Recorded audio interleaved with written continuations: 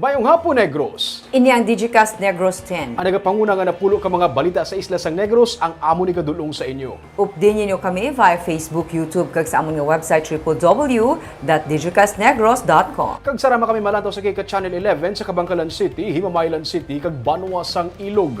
Kagyari na ang top 10 nga mga balita sa Negros subong adlaw. Doktor nga katapo sa Bacolod Emergency Operations Center nagapanawagan sa publiko nga hindi basta-basta magpati sa patala nga mga impormasyon tuhoy sa bakuna. Gobernador sa Negros Occidental nagpagawa sa executive order nga hindi na kinahanglan ang negative RT-PCR test result para sa mga fully vaccinated individuals nga magapadulong sa probinsya. Driver ginkawatan sa tricycle sang iya mga pasahero. Negros Oriental, mag-require naman sa non-reactive antigen test sa mga fully vaccinated individuals nga magapadulong sa ilang probinsya. Kaag, sa Good Vibes, 38 anyos nga may cerebral palsy, nagalibot sang doormat pero may malipayon nga disposisyon. Itanan sa Digicast Negros X.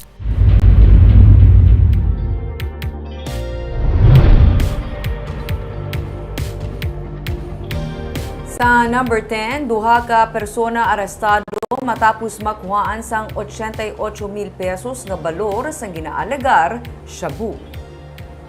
Gindakop kahapon ng duha paagi sa buy-bust operation nga ginpatigayon sang silay PNP.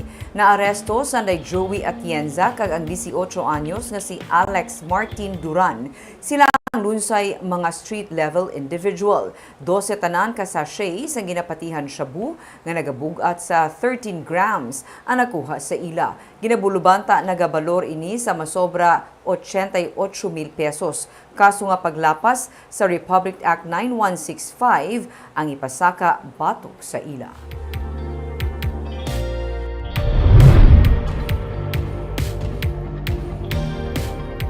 Sa number 9, PD eloquent person deprived of liberty sa Handumanan District Jail ang pilason matapos magmaoy kag magpangguba sa mga pagkabutang sa sulod sa pasilidad.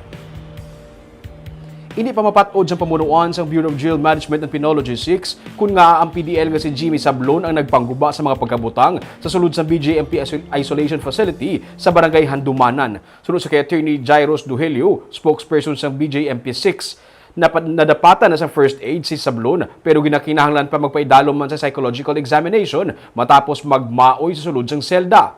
Sadig sa record sa BJMP, si Sablon ang may kaso nga murder nga makatatlo ka beses nga naglagyo sa bilangguan. Sa nagligad nga tuig sang siya ang liwat nga nadakpan antes ginsaylo sa isolation facility halin sa Negros Occidental District Jail.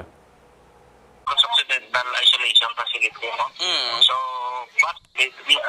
dito sa Negros Occidental Isolation Facility mo. So, batch by batch na dahil ginasulod ang mga newly committed nila. So, wala na halos ginahalo. Basta didungan kay man for process nga hindi na mag-spread sa COVID.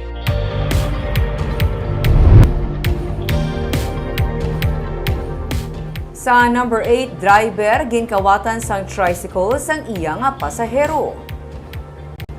Padayon ng investigasyon sa Police Station 1, may angot sa reklamo sa tricycle driver nga si Roland de la Ferre nga ginkawat sang iya man lang pasahero ang iya tricycle. Suno kay Major Ramel Sarona, ang station commander sa Police Station 1, ginsugo sa pasahero nga lalaki kag babayi si De La Ferre nga magbakal sang bulong sa atubang sang Corazon Locsin Montelibano Memorial Regional Hospital. Nagpati man ang driver suno kay Sarona kag ginbilin nga nagaandar ang iya tricycle. Nakibot na lang siya suno sa pulis nga wala na ang iya tricycle matapos magbakal sang bulong. Padayon pa nga ginakilala sang PNP ang nagkawat sang tricycle. Sa number 7,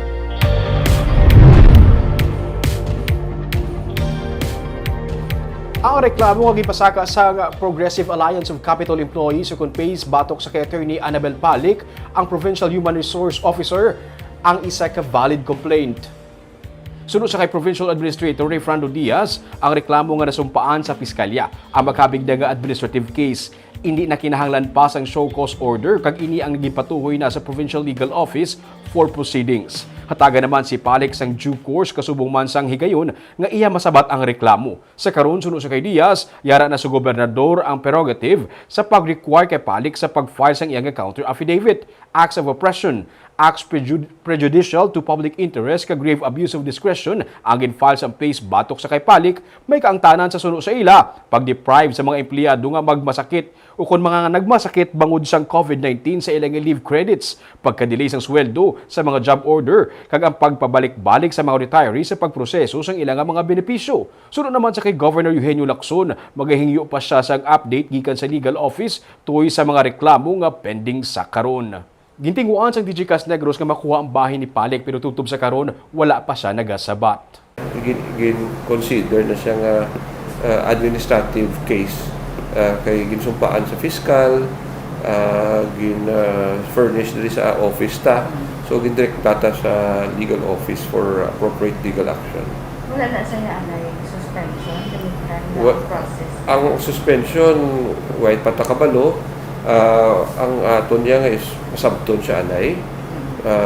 And then after ang answer niya mag-abot, amo na dayon na malantaw ta kung kinalan siya nga may preventive suspension or wala na malang kinahanglan. Pa-update ko sa legal, I to ask legal kung ano mga status of all cases, no, not only one particular person.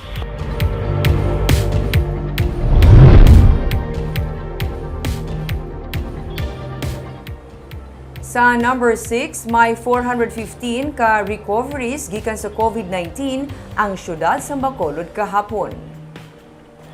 Ang Bacolod ang may 1,609 cases matapos madugangan sang 39 new cases kahapon. 319 ang total COVID-19 related deaths. Gani nagpangabay si Mayor Evelio Lunardia sang dugang nga supply sang COVID-19 vaccine sa National Interagency Task Force bangod sa suno sa iya alarming sa gihapon ang kadamuon sang kaso sang COVID-19 sa syudad. Nagapadayon sa gihapon ang mass vaccination sa malls kag sa mga barangay. Humalin Marso 5 tugtub Hulyo 2, may 15% na o kon 57,833 ang nabakunahan sang first dose kag 11,121 ang nakabato na sang second dose.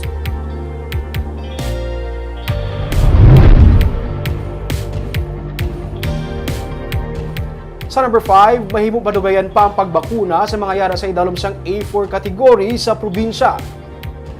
Inisunod sa kay Provincial Administrator Refrando Diaz nga nagsiling nga hindi pa makapanaog sa A4 na tungod nga ang target nga mabakunahan sa A1 tubtub A3 category ang wala pa malabot.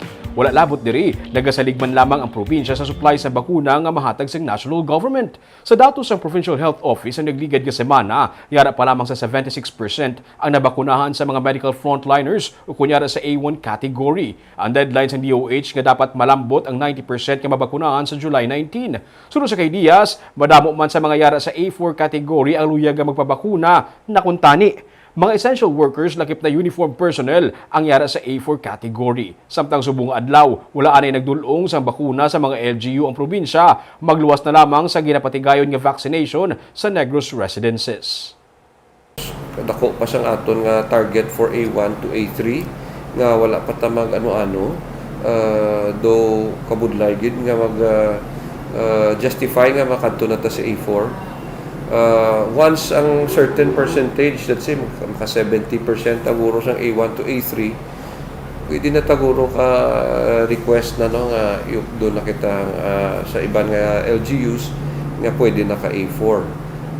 Damo kita ni willing sa A4, no, especially sa aton nga mga economic frontliners.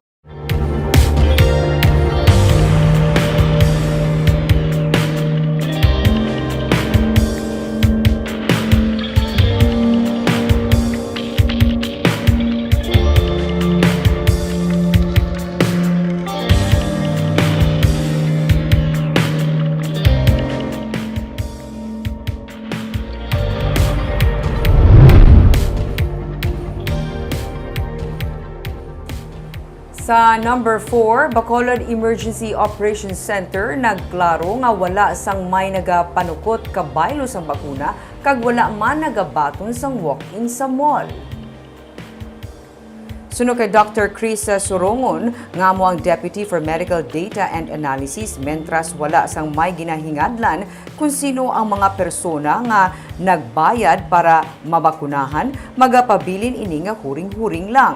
Suno sa kay Sorongon, nga amo ang nagapamuno sang vaccination sa Ayala Capital Central kag sa Robinson's Place, Bacolod, wala sila nagapabayad sa pagpangbakuna amo man sa SM City. Ini matapos nga may isa ka netizen nga nagpost sa social media nga nagbayad sang tiga 1,500 pesos ang iya abyan para mabakunahan sa SM City. Sunod pa kay Sorongon, agud malikawan ang pagdinaguso sa mall, wala sila nagabaton sang walk-ins. Ang mga naka-online registration ang ginapatawag nga magkadto sa mall kay limitado lang man ang bakuna nga available. Sino man nga ang nagambal nga may ara dira nga runner or nagapabayad sa SM, we would like to ask that person to show proof, name names, so that at least may imbestigar ta. Kahit di alangan naman may imbestigar kita sa allegation na wala sang padangatan. So kinahanglan klaruhon naton.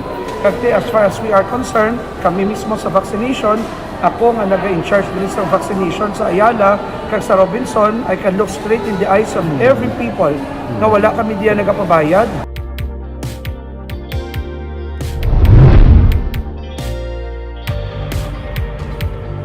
Sa number 3, Negros Oriental ang bukas na sa pagbaton sa mga fully vaccinated individuals bisan wala sang RT-PCR test result. Sa datos ng Provincial Health Office ng Negros Oriental, naglabot na sa 45,317 ang nakabaton sang first nga COVID vaccine dose kag 13,491 naman ang nakabaton sang second dose. Kalabanan sa diri ang yara sa A1 category o kun mga medical frontliners. Kahapon, mga 302 kadugang nga kaso sa COVID-19 sa Negros Oriental pero ini ang consolidated na humalin sang Hunyo 30. May 391 naman ka na-record nga new recoveries kag 13 ka new mortalities. Nagpanaog naman sa 1,552 ang total active cases sa bugos nga probinsya. Samtang ang probinsya nagpagwa naman sa guidelines para sa mga travelers nga magasulod sa Negros Oriental ini matapos ginpahayag sa national government nga hindi na kinahanglan ang negative RT-PCR test ang mga persona nga fully vaccinated. Sa ginpagwa sa probinsya, ang mga nabakunahan na ang kinahanglan na lang magpakita sa ilang vaccination card. Hindi na kinahanglan sang negative RT-PCR test result kundi non-reactive antigen test na lang nga valid within 24 hours. Pero sa mga unvaccinated, kinahanglan sa gihapon sang negative RT-PCR test nga valid within 72 hours. Sa number 2,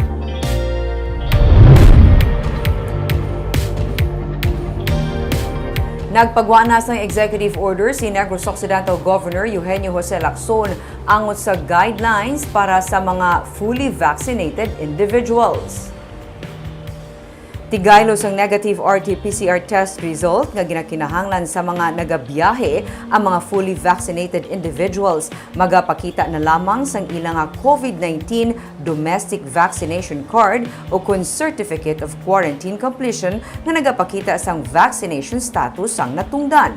Gin-adopt sang amo nga EO ang salient points sang Interagency Task Force for Emerging Infectious Diseases Resolution 124-B. Ang isa ka persona nakabig nga fully vaccinated duha ka semana matapos siya madapatan sa ikaduha nga dose sa 2-dose vaccine o kun makabaton sang bakuna sa single-dose vaccine. Pero ang mga inbound passengers naman dapat magpaidalom sa health and exposure screening sa iya nga pag-abot sa lugar nga iya kadtuan. Pila man sa nalakip sa EO, amo nga ang mga fully vaccinated individual naman nga close contacts ang probable o confirmed case sarang magpaidalom sa 7-day quarantine basta asymptomatic man lamang. Kung na-trace ang isa ka fully vaccinated individual bilang close contact kag nagligad na ang 7 ka adlaw gikan sa exposure sini sa close contact kag nagpabilin man lamang nga asymptomatic, hindi na kinahanglan ang testing o kun quarantine. Kag sa numero 1 sa mga balita, subong nga adlaw.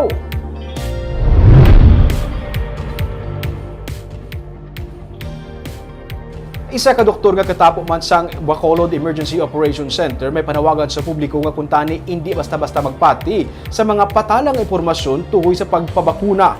May panawagan man siya para sa mga yara sa puder nga dapat may scientific kag legal basis ang ginapagwa nga mga impormasyon. Yaring report. Ginakasubo ni Dr. Chris Rongo ng Deputy for Medical Data and Analysis sa Bacolod Emergency Operations Center nga may patalang sa gihapon nga mga impormasyon nga nagagwa tuhoy sa bakuna. Suno kay Surongon, dapat may medical kag legal basis ang mga impormasyon nga ginapagwa, ilabi na kung ginarespeto ang among nga persona. Kay sila gani kuno nga mga doktor kung maghatag sang impormasyon tuhoy sa ikaayong lawas nakabase man sa facts. Ikaduha, gapasi kita sa ginatawag nato nga bioethical principle nga beneficence and non-maleficence. Do good and do no harm. Ang ikatlo, the benefits outweigh the risks. Proven and tested na nga the minimum health protocol is one of the best strategies for us to prevent further spread of COVID. Ang isa kung tani kuno ka leader ang mga responsable man sa mga ginabuyan nga mga impormasyon sa iya sini nga mga sumulunod kay magasunod man ang ini nga mga tawo sa mga sala-sala nga impormasyon nga nagahalin sa ilang nga leader. Ang pagpatalang amo ginang pinakasubo. Kay ti ko ikaw isa ka leader, tapos sala-sala ang impormasyon nga napahambal mo sa sumulunod mo, doon nagahimo kay mga kulto, ang kulto nga nagasunod sa mga false fake news nga information. Di ano na lang ayhan ang matabo. So sila ni amo na ang magiging spreader naton, sila ni amo pwede maglapdas ang COVID nga ginawa man ka efforts ang iba nga pumuluyo nga magpartisipar kagang ila contribution amo ang mapabakuna. Dugang pa niya, ang kung sino man nga nagapagwa sa patalang nga impormasyon ang sarang makasuhan sa pagsupak sa Republic Act 11332 ukon ang Law on Reporting of Communicable Diseases. Nagang isabi sa rin pagpatalang, nung pagkambal mo sa tao nga, hindi ka magamusini, hindi ka magpati sa mga strategiya kontra sa pandemic, di isa sa nangabasihan ng Republic Act 11332. Tapos sa mga false information, may aramat pa sinasang legal basis. Bisan ang Department of Health ang nagakampanya gid suno sa kasurongon nga dapat factual lang ang mga impormasyon tuhoy sa COVID-19 ang patihan sa publiko. Sa karon suno sa kasurongon, ang pagpabakuna amo sa karon ang kontribusyon kung tani sang kada isa para matapos na ang ini nga pandemic. Sa Good Vibes, isa ka 38 anyos nga mayara sang cerebral palsy ang nagalibod sa balay-balay sang dormants. Bisan ano ka budlay sa kabuhi, nagapabilin nga malipayon ang iya nga disposisyon. Aton siya kilalahon sa report ni Romeo Subaldo. Humalinsad to, makita na sa mga dalanon ining lalaki nga may ginaguyod nga stroller nga may karga nga mga doormat. Siya si Jomar Hirongka sang Talisay City. 38 anyos na siya kag may cerebral palsy, pero ang iya nga kahimtangan wala makapugong sa iya nga magpadayon lang sa paghimakas. Makita nga may kabudlayan si Jomar sa paglakat pero nagasigil ang sulong. Adlaw-adlaw nagalibod siya sang iya ginaalsada nga mga doormat. May mga adlaw gani kuno nga makapaubo siya sang 50 tanan ka mga doormats. Dili ko nila tatambay. Teka gina sa boycott ko. Sa boycott ko, may nagbakal aging sendal ko kumusindal nga katudi kay mabakal ang nalakas sa boycott. Sa sini nga balay sang una, perbi nagalibod sang doormat si Jomar pero malawig na siya nga wala makabalik diri. Kaina, liwat siya nga nagpamasyar pero imbis nga magbakal, ginduhulan na lang siya sang bulig sang tagbalay. Pwede na siya katusin mo di ma'am? Kalabay ka di kay ma'am? Kilabay ko ka. Bago lang, dugay-dugay na. Abag ko na sa kabalik liwat? Okay. Sa tuanay, kaupod pa ni Jomar ang iya nga iloy sa pagpangabuhi pero 3 na kuno katuig nga nagligad, napatay si mama niya. Nagaisahanon na lang siya kag sa iya siya nga pakaisa nagadayon. Suno kay Jomar, tinuig niya na ini nga ginahimo, makapoy. Pero ginapilit niya nga hindi makapoy para mabuhi. Wala naman siya sang iban nga saligan kundi ang iya lang gid nga kaugalingon. Wala ko kakadalaan paglang because nga wala ko makadlok nga mag-exam sila sa isa ka lugar nga abi ko makulbaan ko kaya ako na isa kaya sali ko na Ginoo mo amo lang na pagsalig lang bitag pagdayo sa Ginoo nga may lakog mga kabudya kay wala man na pulos nga hali ka lang dayo sa Ginoo tapos hindi ko mga budlay, dapat mga budlay kagid. Kag si Jomar, avid fans ang Digicast kag triping ni Ruming. Updated sa kuno sa mga balita. Kag Digicast? Tod wala. May internet ka man sa inyo to, ha? Di data eh. Ha? Data. Sa data, tigagasto ka pa internet? Okay lang. Wala lalo, 1 week. 1 week na 100 pesos. Oo, aling-aling. Di ba kalanta ko na Digicast ko na po? Oo. At ito pa rin. Pati, kalanta ko triping ni Ruming. Ano na namian mong episode? Nakakadto ka sa resort sang akong latiyo. Sa di na. Ang sakit na lang. Kay Tulari, tiyo mo sa hero. Pati kuno abi sa Facebook, nagabaton siya sang orders kani dapat online man siya. 140 pesos, 3 na ka doormat. Kung temprano pa maubos ang iyang libod, temprano pa siya makapauli kag makapahuway. Balik naman libod paggarson nga adlaw. Wala siya sang reklamo sa kabuhi. Pagdayaw lang sa Ginoo ang ginabuhian niya nga mga tinaga. Barb, kung tawon mo si Jomar, bala sa physically, kung tawon mo sa physically, Barb, makita mo struggle siya sa panglakat niya, magambal siya. But kung himutaran mo siya sa mata, makita mo yung happy ang mga mata niya, bisan physically kapoy siya.